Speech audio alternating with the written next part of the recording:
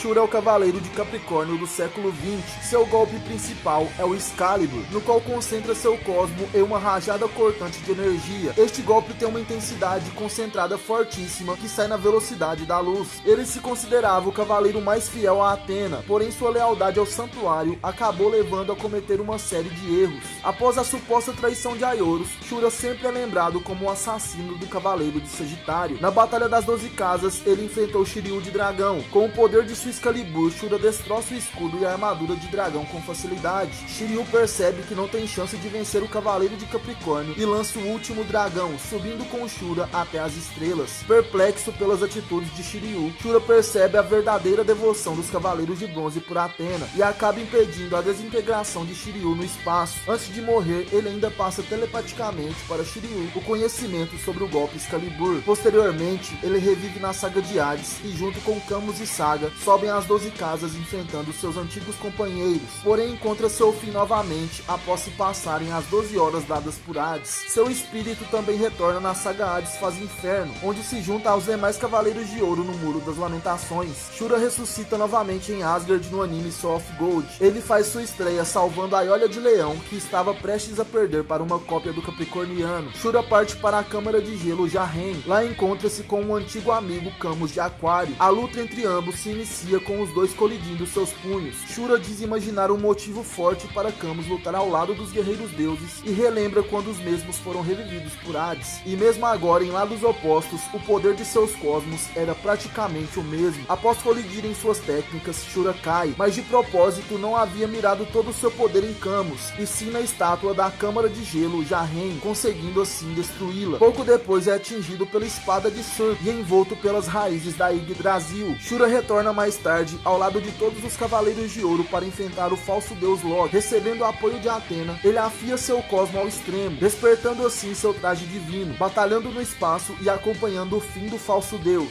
Shura também participa do mangá Episódio G, que se passa alguns anos após Saga de Gêmeos assumir o controle do santuário. Na história, os titãs invadem o santuário e desafiam os Cavaleiros de Ouro numa titanomáquia. Nas batalhas contra os titãs, tem como adversário o frio e poderoso deus Kreos, conhecido como o Titã da Galáxia. A luta é acirrada, sangrenta e difícil para o Cavaleiro Dourado, onde no final Shura atingiu mortalmente o Titã. Ele responde ao chamado de Mudiares, junto com Aldebaran, Miro, Camus e Shaka, e vai ao Tártaro para ajudar a Ioria na luta contra os titãs. Já no mangá Episódio G Assassino, Shura é o personagem principal da história, e de alguma forma o Cavaleiro de Capricórnio é levado para o futuro no século XXI, onde até mesmo alguns dos antigos Cavaleiros de Bronze agora trajam as sagradas armaduras de ouro. Shu também participa do mangá Sanchesho, que se passa linear aos acontecimentos da série clássica. Ele participa do filme A Lenda dos Defensores de Atena, é ressuscitado pelo deus Abel. Já no filme Prólogo do Céu, ele aparece com a alma selada e participa também do filme em computação gráfica A Lenda do Santuário. Seu nome vem de Ashura, o deus indiano da guerra e da violência. O nome também se refere a um grupo de guerreiros demônios divinos em sânscrito e a um conselho islâmico descrito no Alcorão.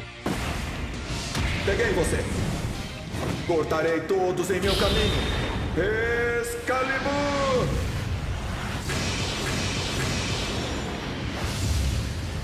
No século XVIII, em The Lost Canvas, temos El Cid de Capricórnio. O Cavaleiro de Ouro parte para Catalânia, a cidade miragem que surgiu no meio do deserto. El Cid iria lutar no torneio para investigar o despertar do deus do sonho, Fobetor. Durante o torneio, ele derrota vários guerreiros, isso sem sequer ser tocado. Após sua vitória, é recebido ainda na arena pela princesa regente de Catalânia, Mini, uma antiga companheira de treinamento que pelas suas lembranças deveria estar morta. Na próxima rodada do torneio, aconteceria uma luta entre vários guerreiros ao mesmo tempo. O principal adversário é um homem chamado Ferser. Era outro dos antigos companheiros de treinamento que sumiu do santuário depois de salvar a sua vida e a de Mini. O Capricorniano tem dificuldade para lidar com Ferser, isso porque ele vestia uma armadura capaz de sugar a energia dos espectadores. El Cid e Ferser se atacam ao mesmo tempo. O inimigo perde seu elmo e parte da sua armadura, e empunhando uma espada com um pensamento corta El Cid, isso sem deixar qualquer sinal externo na armadura de ouro. Vendo que sua proteção proteção era inútil contra a espada, Elcid atira, e com todo o seu poder consegue vencer o antigo companheiro. O deus dos sonhos se liberta e começa a sugar o espírito de todos os presentes, e também o de Elcid, mas o cavaleiro se recupera e acaba vencendo o deus dos sonhos. Já na Guerra Santa contra Hades, Elcid derrota 5 espectros que encontra pelo caminho, inclusive Gregory de Genbu, que possui a Sapuris tão dura quanto um diamante. Em seguida, Icelos, Oneiros e Phantasus aparecem. Icelos, usando seu poder de distorção dimensional, arranca o braço direito do Capricorniano e após aparentemente derrotá-lo, os deuses se dirigem ao Mukai, o mundo dos sonhos e domínios de Hypnos. Elcid se recupera e invade o Mukai, rasgando a fronteira entre o mundo real e o mundo dos sonhos, e dá de cara com a deusa manipuladora de formas Phantasus. Neste momento, os deuses dos sonhos não imaginam como um humano conseguiu invadir o Mukai. Elcid, utilizando-se do fator surpresa, instantaneamente corta Phantasus em 2, usando o cosmo condensado no lugar de seu braço amputado. Em seguida, ele luta contra o deus das ilusões, Icelos, que é decapitado de surpresa. E neste meio tempo, Tema de Pégaso vence Morpheus, deus que rege o sonho dos reis e heróis. Oneiros então clama pelas almas de seus irmãos mortos e as funde em seu próprio corpo. Assim, Elcid e Tema juntam forças para enfrentá-lo. O Cavaleiro de Capricórnio utiliza então uma estratégia com Sísifo e Atena. Com Excalibur, ele corta a flecha dourada de Sísifo, banhada com o cosmo de Atena, e em 4 partes atinge as almas de Oneiros. Os deuses mutilados tentam atacar Tema numa última investida e Elcid os impede, se sacrificando e os destruindo de uma vez por todas. Seu nome é uma homenagem a um nobre cavaleiro espanhol que viveu no século XI, Rodrigo Dias de Bivar, que ficou conhecido como Elcid e Campeador. Siga pelo seu caminho como uma espada. Excalibur! Você é capaz.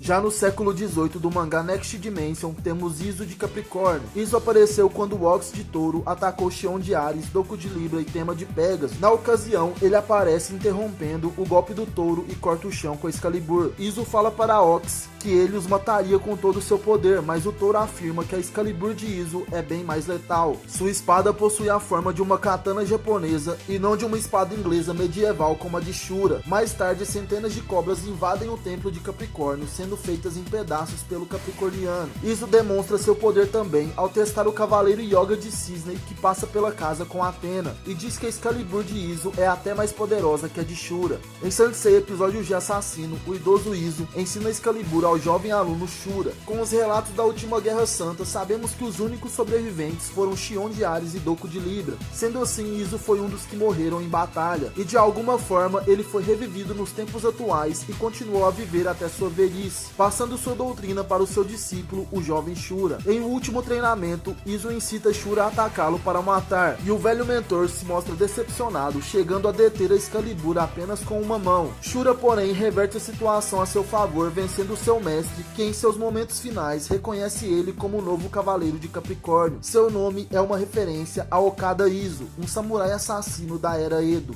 Tome isso! Excalibur!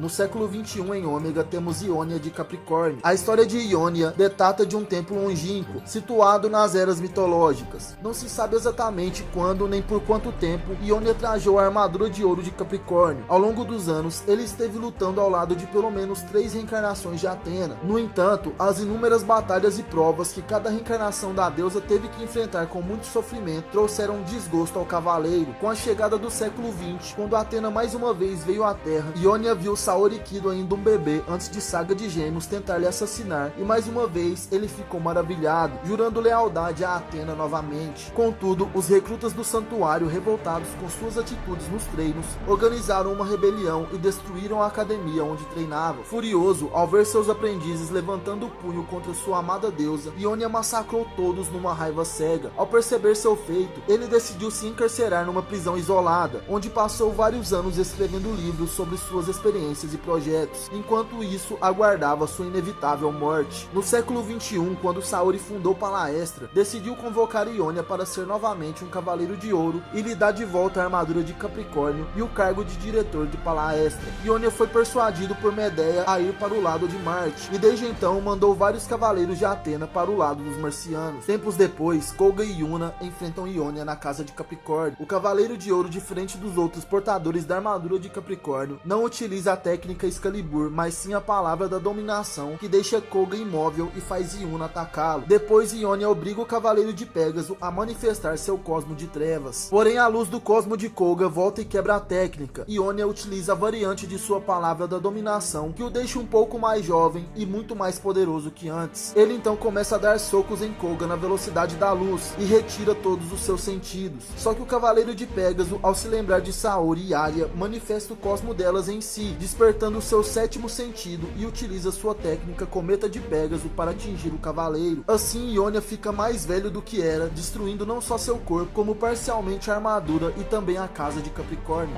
Armadura de Capricórnio! Esta é a minha armadura de ouro.